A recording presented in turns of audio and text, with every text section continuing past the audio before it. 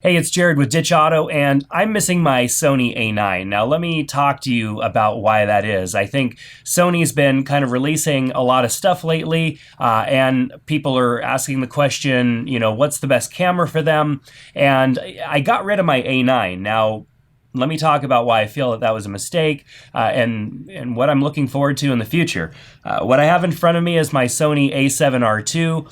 I shot an event all last week with this camera, and that's what made me miss my A9. Now, I bought a Sony A9 when they first announced it and pre-orders came out. I went online, I ordered it, got it towards the end of May, and spent all summer and into the fall shooting with that camera.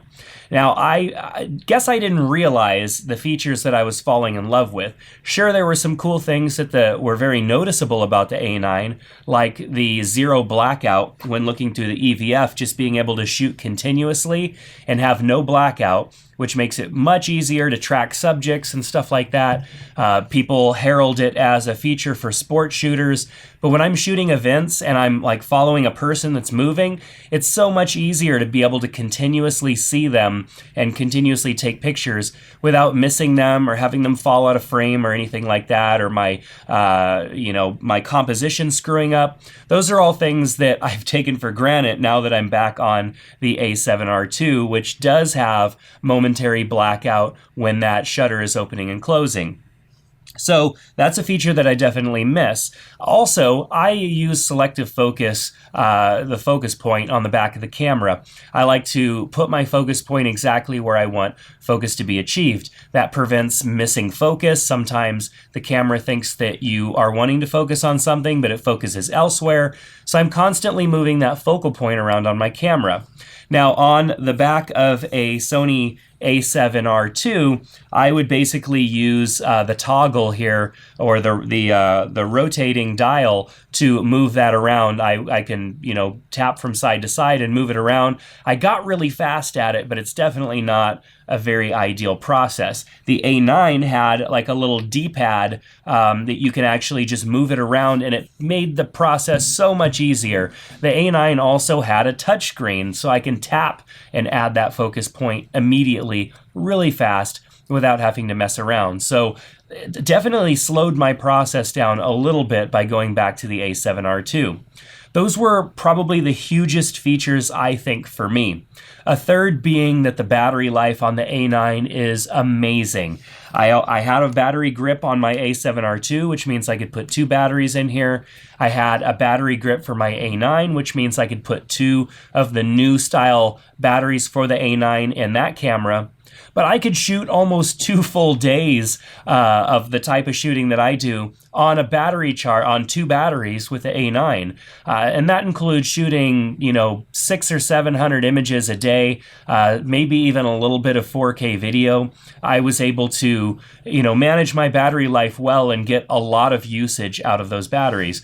Whereas with my A7R II, I'm about a half of a day in and I'm switching out batteries because these batteries just don't have the capacity. And then of course there's probably other optimizations that the A9 has that makes it better at extended battery life than the A7R II. I mean, the A7R II is about a 2-year-old camera. It's coming up on the second anniversary since I received my A7R II. Actually, it might already be that. I need to check my calendar. It might already be 2 years since I've had this camera. So there's been a lot of technological advances since then.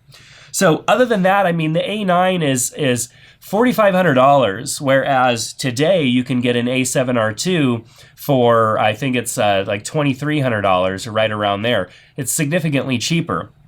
I originally paid $3,200 for my Sony A7R II, which is the same price as the upcoming A7R III that was just released and is also available for pre-order. So I have a predicament on hand. Do I go back to an A9? Now keep in mind, I sold my A9 because I felt $4,500 was just a lot of money.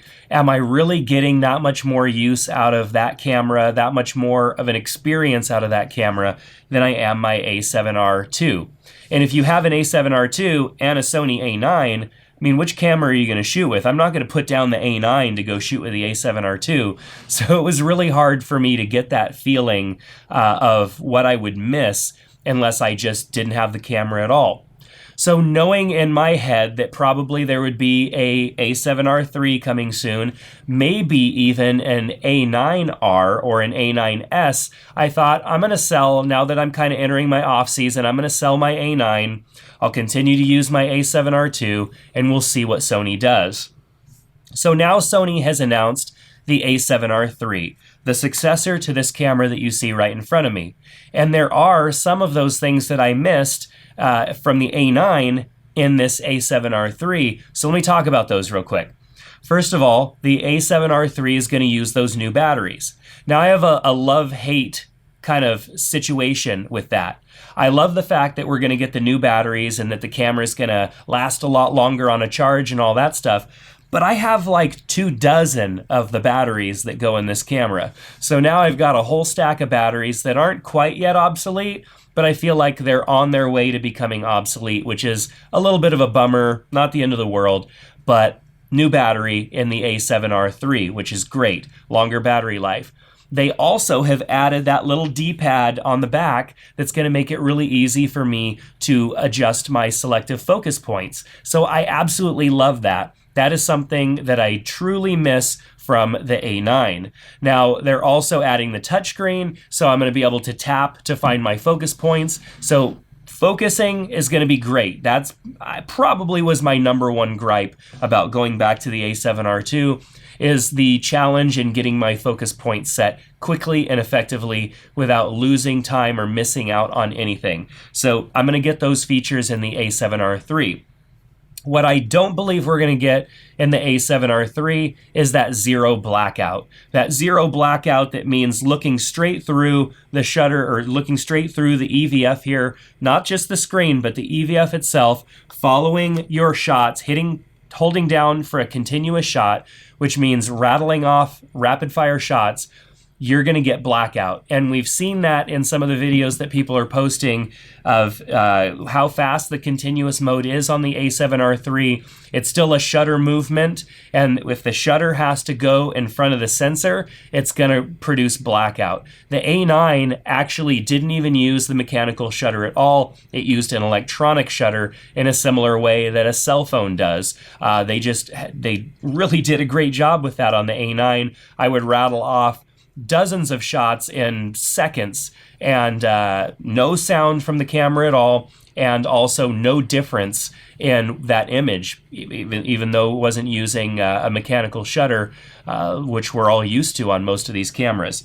So the A7R III, it doesn't have all of the features of the A9, but I believe it's going to have enough for me. Yes, I'm going to miss that zero blackout because the zero blackout definitely makes it easier for me to follow action as it happens, but I think I'll be able to survive with just those added features. Now, the A7R III is going to be announced in at $3,200, which was the same price as this camera when it first came out.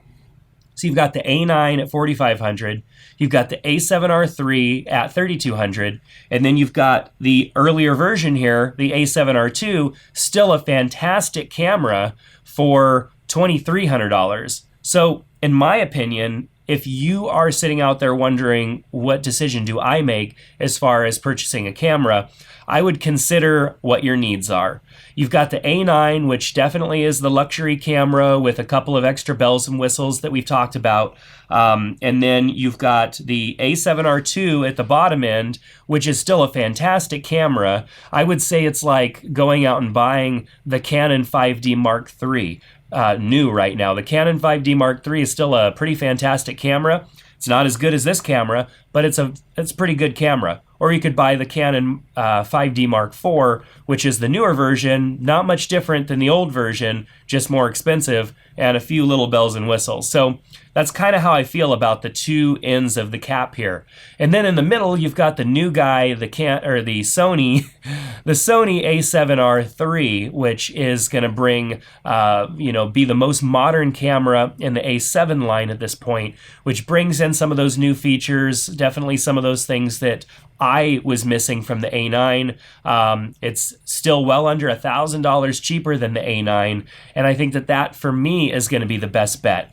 The A7R3 is also a higher resolution image than the A9. The A9 is lower megapixel than the A7R3 and the A7R2. So there's even that to come into play. Now, should Sony come out with an A9R or an A9S, that would change the game potentially for me, because the A7R is the higher end version of the A7 line. The A7 is also a camera that's a full frame Sony camera, but it's not as feature packed, which as the R version is more of their high resolution version. You get bigger megapixel image, you get, faster continuous shooting. Obviously the A7R3 came out first. There is no A7 III yet, or A7 IIIS, which is kind of the video variant of these cameras. So it gets really confusing because Sony has so many cameras. But nonetheless, there's 3 versions basically out right now that I think are great contenders depending on your needs. If you need that high speed, if you need the camera just to basically be out of your way because you're shooting fast sports, if I was shooting a bunch of NASCAR stuff like I have been in years past, or you're shooting sports fast stuff, the A9 might be the best bet because of that zero blackout. Or if you want a higher resolution image, you want all the good new features that are coming in a camera that came out in 2017 into 2018, the A7R3 is definitely going to be a great option for you there. And then if you want to have a great camera but actually save a little bit of money, the A7R2 is still a fantastic camera that gives you everything that you could possibly need in a decreasing price. So definitely check out the links in the description below. I've got links to all 3 of those cameras so that you can do your own comparison. If you have any questions, ask them in the comment section below. You may have a question about a feature or something you're wondering is on one of the cameras or not. I can do my best to help answer those in the comment section below. So definitely let me know what you have to say down there. If you like this video, give us a thumbs up. If you're sympathetic because I sold my A9 and I'm now not having an A9, the best Sony camera that's out there, give me a thumbs up just for sympathy, or you can give us a subscribe and be notified when new videos come out. We'll definitely be coming back and talking about that A7R3, so clicking that subscribe button will get you notified when that video comes out. Thanks so much, and we hope to see you back here soon.